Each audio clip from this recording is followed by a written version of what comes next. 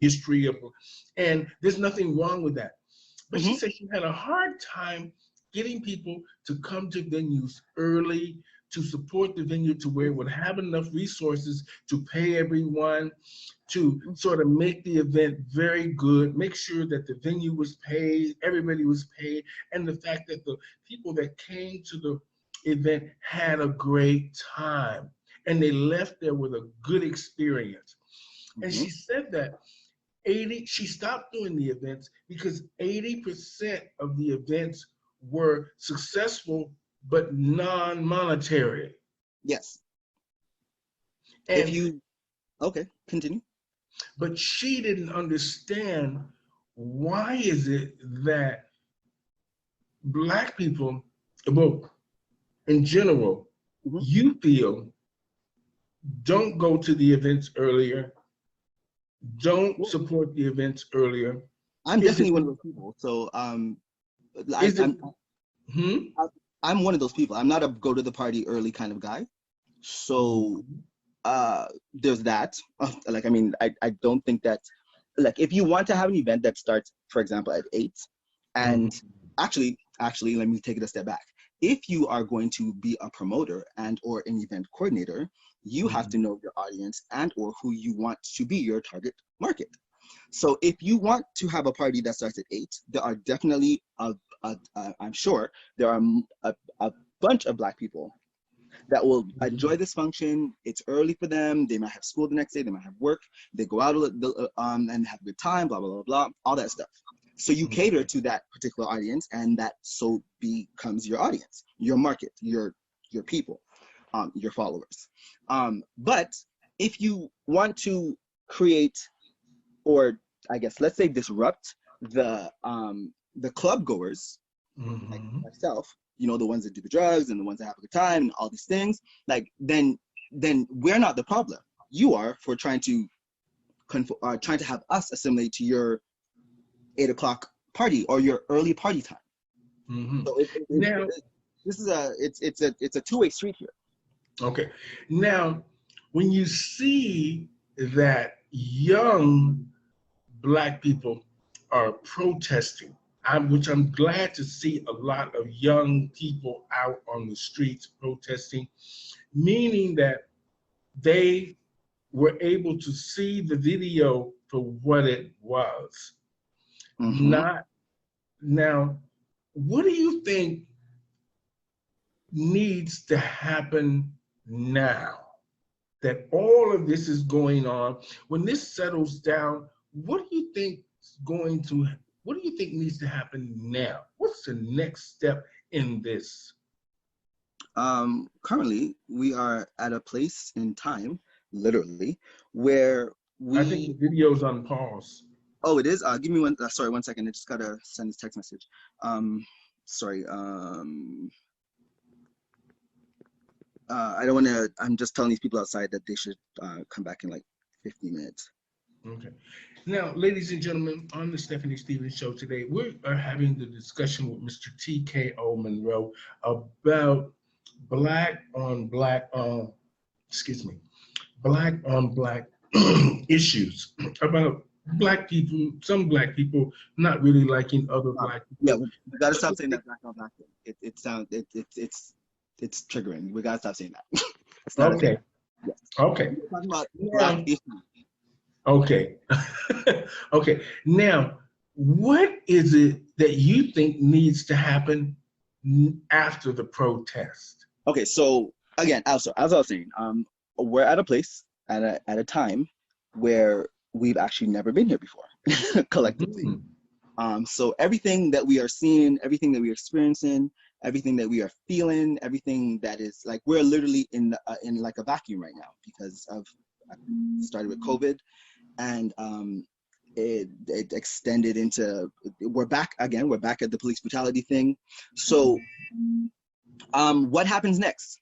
Well, um, so many things can happen. The discourse of all this is actually so exciting to me because sociology, this is what I do, or this is what I love. So there are I'm sure you've heard different arguments, like defund the police, and Mhm. abolish police. White people, you know, do your part, help dismantle the system of oppression, the system of systematic oppression that has been created by your ancestors, if we're going to call them that. I don't know. Mm-hmm. So many things can happen. Police can not end, or like we could live in a world where police don't exist. And then by police, I mean police, the system of police, or the institution of policing. Sorry, the system of police, but also the institution of policing. Because again, there was a time that police didn't exist and the world was fine. Mm-hmm. It's not like. Now, as you know, in our community, I'm not just going to say the Black community, I'm just going to say within our community. As in Toronto, like the gays? Yeah, okay. in the Toronto gay community. Mm-hmm.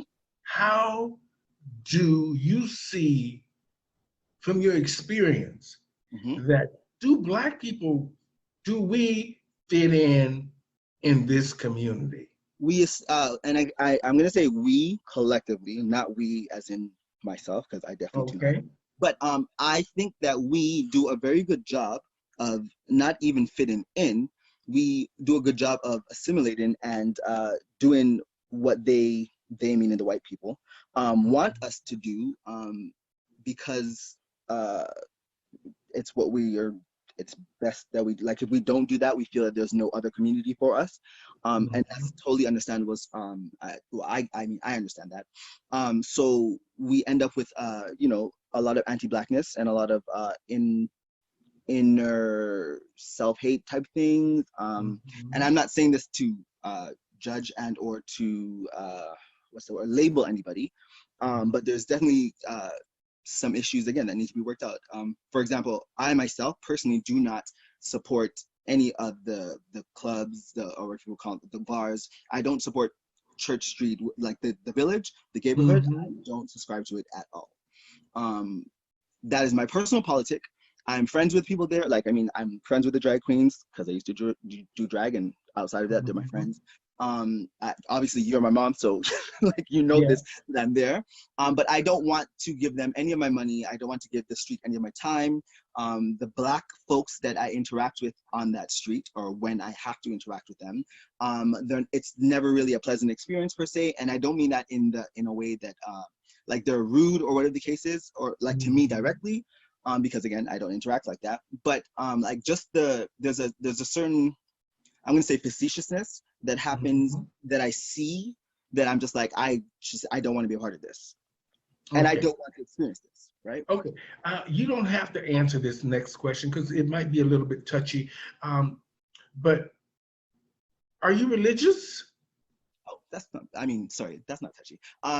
No, good question. So no, because I don't go to church, like I don't subscribe to religion, but I do believe that there is a higher power. Actually, I believe there are higher powers, to be honest. But yes, I do believe that there is something bigger, greater than I. Okay. Now, as we know, the community at large in Toronto, do you think there is a need for Black events within a celebration for all? Who's the all? As in all Black people?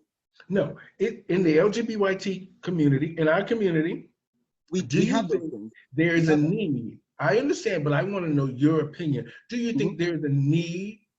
Do you think Blocko is relevant in an inclusive community? We're not inclusive, though. Okay, well, this is what I'm saying. But we are under that umbrella. Yes, I believe that there's always going to be a need for any group, regardless of race and or, for example, if it's a group if it's a space for people living with disabilities. Like, I believe that there's always going to be there always will be a need for the space for said group, because they have to experience life together in safety, with safety. So away from all the other groups. So this is not just about white folks now. That when Black people come together and we're together by ourselves, there's a different energy, there's a different feeling, there's a different experience. It's just like when Jamaicans come together, or when like Caribbeans in general come together, right? So yes, there'll always be a need of for singular or particular spaces for particular people. And oftentimes, I guess people forget that it's not just Black people that need that. Oh, sorry, it's not just Black people that need that, but it literally is only Black people that don't have that. Because again, if you check into the other, I guess, races around us, we have the Asians that go to their own little school after they go to public school. We have the religious, I guess, brown people that have their own religion and they do that by themselves separately. Like everyone has like that space where they need, or not even need, where they come together with their own. So it's literally only Black people that seem to not have that. Like we just got an Afrocentric school like yesterday, essentially. You know what I mean? All right. This to tie this question into that question. Do you think there is a need today for LGBT community as far as socializing? Yes. Why? 100%. One, you don't. Okay, for example, when I was growing up in high school, I wasn't the only gay person per se, although they made me feel like that. But then I realized I was the only Black gay person, also, which turned out not to be true.